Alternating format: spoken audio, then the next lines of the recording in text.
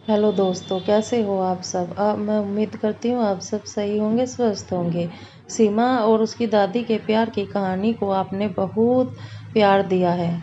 बहुत कमेंट आए हैं कि आप इसको आगे भी बढ़ाइए, तो इसीलिए मैं सीमा की दादी का जो प्यार और सीमा का दादी के लिए प्यार था, उसकी कहानी का नेक्स्ट पार्ट लेकर आई हूँ, जिसमें सीमा और उसकी बहन के लिए उसका प्यार।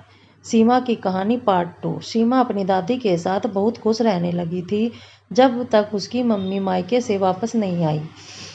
तब तक वह अपनी दादी के साथ ही रहती थी। दादी भी सीमा से बहुत प्यार करती थी और सीमा भी हर समय उनके साथ ही खेला करती थी। कुछ समय बाद उनके घर में एक और नन्ही सी बेटी का जन्म हुआ।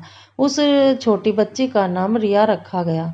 रिया के आने से घर में जैसे खुशियों की ही खुशियां आ गई। लेकिन सबसे ज़्यादा खुश थी सीमा। सीमा अपनी छोटी बहन रिया से इतना प्यार करती थी कि उसे एक पल के लिए भी अपने से दूर नहीं होने देती थी। वह उसे दिन रात अपने पास ही रखती, उसे गोद में उठाए रहती और किसी को भी आसानी से रिया को गोद में लेने नहीं देती थी। समय धीरे धीरे बीतता गया और रिया करीब 9 महीने की हो चुकी थी। तभी एक दिन सीमा को दादी अपने मायके चली गई। घर में सीमा, अब उसकी मम्मी पापा और छोटी रिया ही थे। एक दिन अचानक रिया को बहुत तेज बुखार हो गया। गांव में अच्छे अस्पताल नहीं थे, इसलिए गांव के ही एक डॉक्टर को दिखाया जाता है। रिया के पापा जल्दी से उसे उसी डॉक्टर के पास ले गए। डॉक्टर ने रिया को देखा और बुखार का एक इंजेक्शन लगा दिया। लेकिन इंजेक्शन लगने के बाद रिया की हालत ठीक नहीं हुई, बल्कि उसकी तबीयत और ज़्यादा बिगड़ने लगी। जब रिया की हालत बहुत ख़राब हो गई तो उसके मम्मी पापा उसे किसी बड़े डॉक्टर के पास ले जाने लगे। रिया अपने पापा की ओर लगातार देख रही थी। उसकी मम्मी ने प्यार से कहा, देखो रिया आपको ही देख रही है।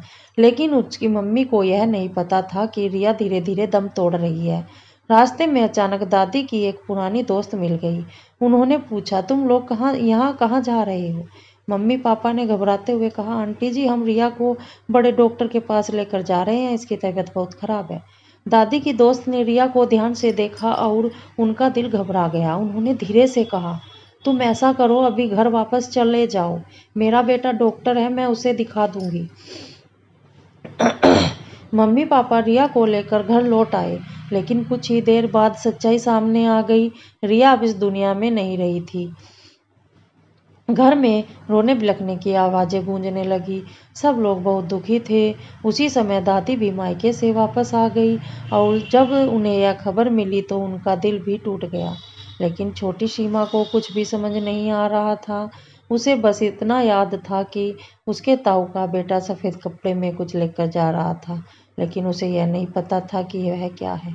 जब सीमा घर के अंदर गई तो उसने सबको रोते हुए देखा। वह घबरा कर दौड़ती हुई अपनी मम्मी की गोद में जाकर बैठ गई और जोर जोर से रोते हुए बोली, मेरी रिया कहाँ है, मेरी रिया कहाँ है। लेकिन उस किसी के पास उसका जवाब नहीं था। कोई भी उस समय उस मासूम बच्ची को सच्चाई बताने की हिम्मत नहीं कर पा रहा था। रोते रोते सीमा अपनी मम्मी की गोद में ही सो गई। समय बीतता गया और धीरे धीरे मासूम सीमा इस दर्द भरी बात को भूलने लगी। लेकिन उसकी ज़िंदगी में आगे और भी ऐसी घटनाएं होने वाली थी जिन्हें सुनकर शायद आपका दिल भी भर आए। पार्ट 3 के लिए लाइक शेयर एंड सब्सक्राइब करें। धन्यवाद। Thank you.